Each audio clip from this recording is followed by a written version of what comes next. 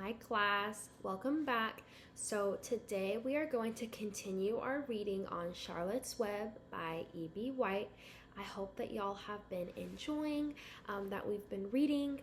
And today we're going to look specifically at writing and seeing how in our book, Charlotte's Web, how the author models descriptive writing in this piece of work.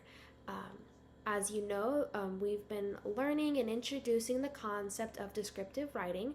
So, as we've been reading, we've been seeing that the author, White, he uses a lot of descriptive writing, imagery, as well as personification in a lot of his writing. So, we're going to look at that a little more, and we're going to focus on how he brings the settings, character, and emotions all to life through his writing.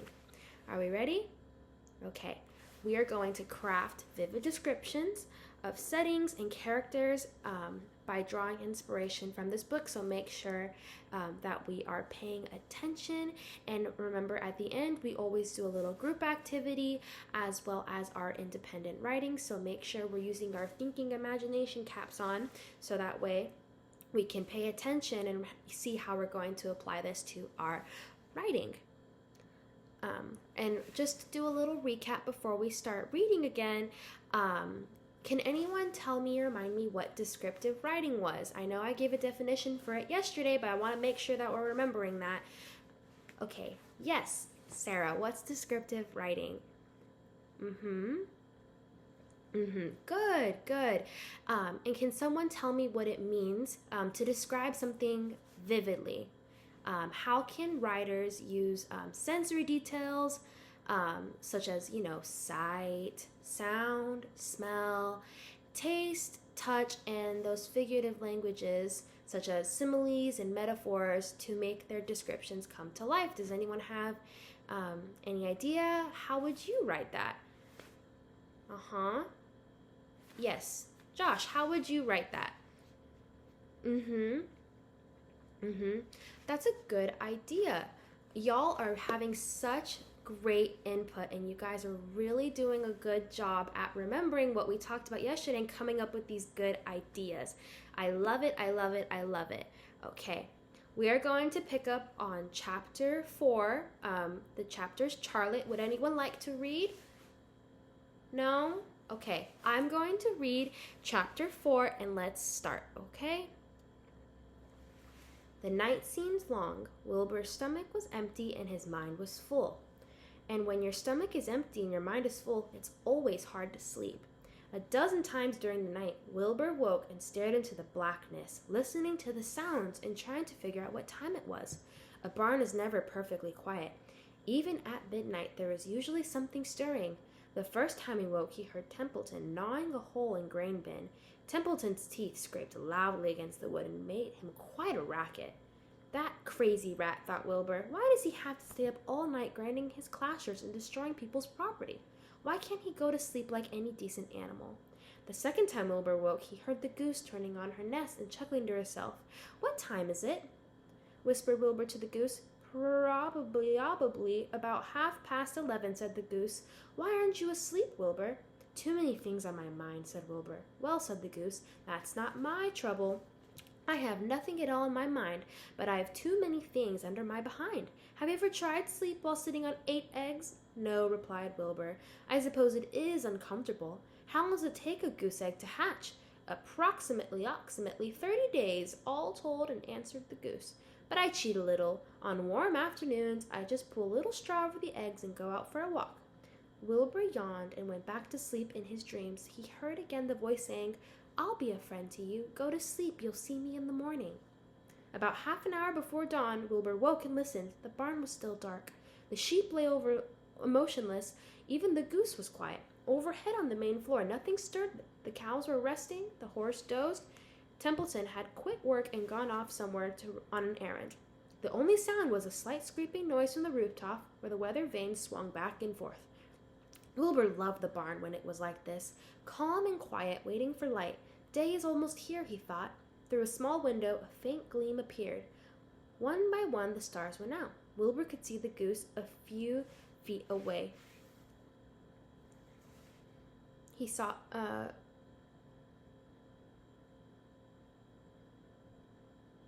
oh, she sat with head tucked under a wing when he could see the sheep and the lambs. The sky lined. Oh, beautiful day, it is here at last. Today I shall find my friend. Wilbur looked everywhere. He searched his pen thoroughly. He examined the window ledge, stared up at the ceiling, but he saw nothing new.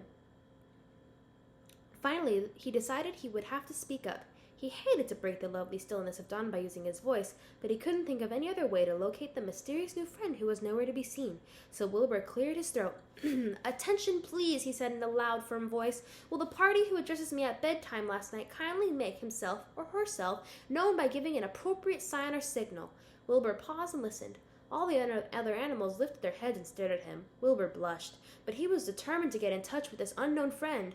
Attention, please, he said. I will repeat the message. Will the party who addressed me at bedtime last night kindly speak up? Please tell me where you are if you are my friend. The sheep looked at each other in disgust. Stop your nonsense, Wilbur, said the oldest sheep. If you have a new friend here, you are probably disturbing his rest, and the quickest way to spoil a friend is to wake somebody in the morning before he is ready. How can you be sure your friend is an early riser?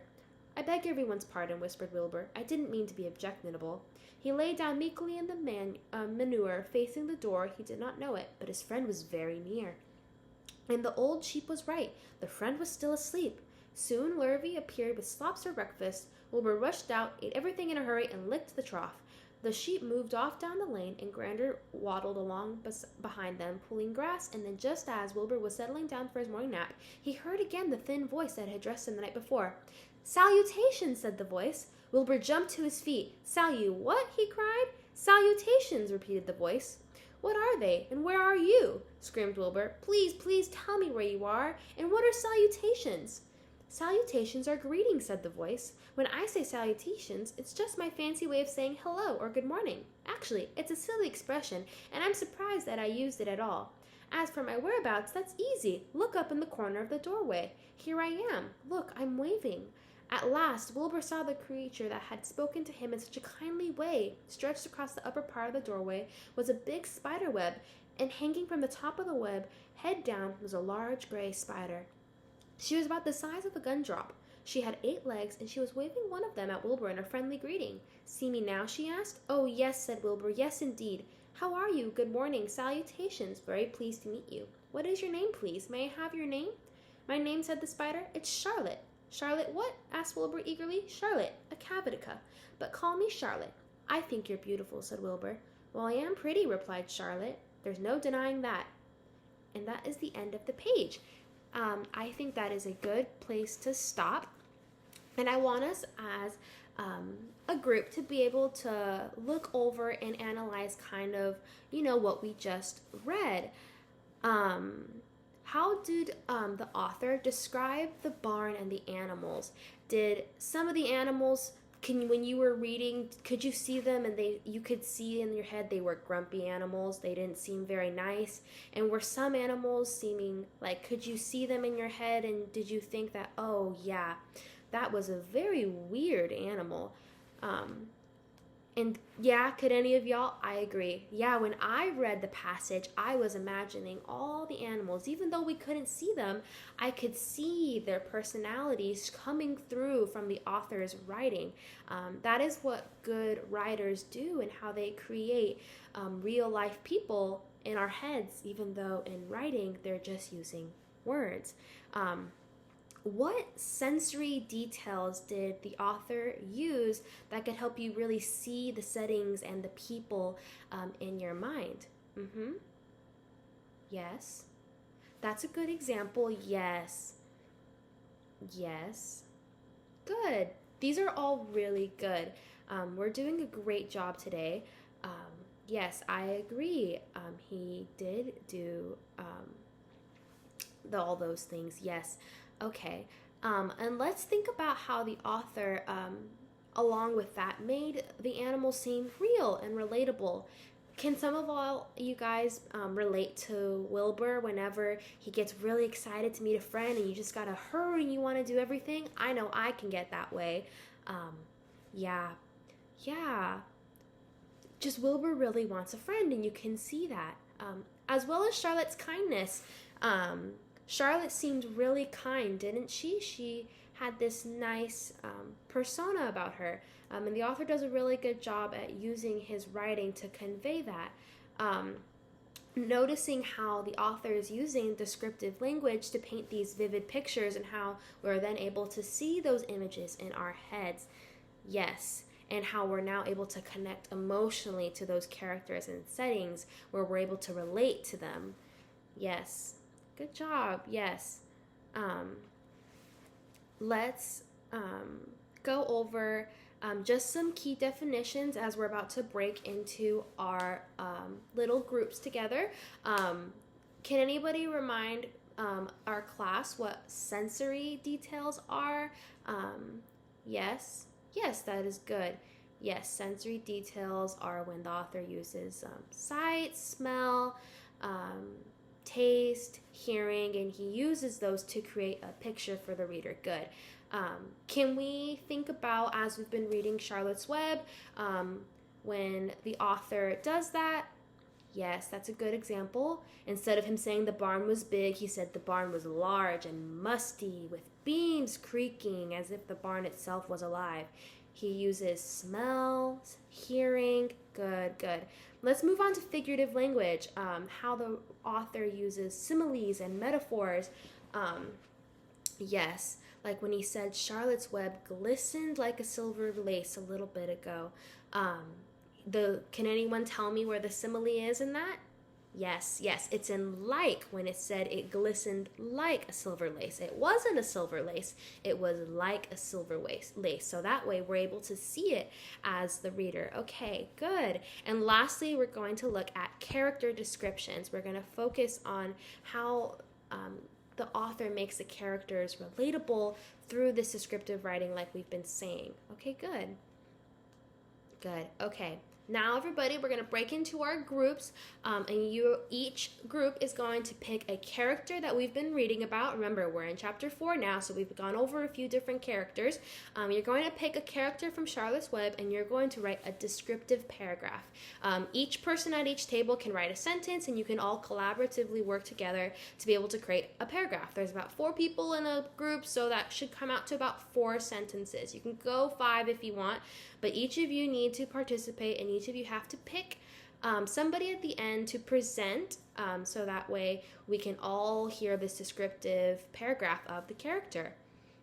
And remember, you want to use sensory details, figurative language, and you want to really bring that character to life through your writing just as the author does, because those are key of good writers, and good writers create good stories. Good. Okay. Now we're going to do a little independent writing activity since everyone seems to be done and everyone's presented. I want each of you on your own to write a little short paragraph of a scene that we've read, and I want you to describe it all with using, again, those sensory details now on your own. So exactly what we did as a group, all together in your group, you're not going to do that on your own. Okay, everybody, I'll give y'all a few minutes to work on that. And if you have any trouble or if you need anything, let me know, okay? Okay, good. Okay, y'all are doing great. I think that y'all are really killing it on this assignment. I'm happy that I was able to answer a few questions, and I think that we're good to move on to our next subject. Thank y'all so much for your participation, and I look forward to seeing y'all again. Bye.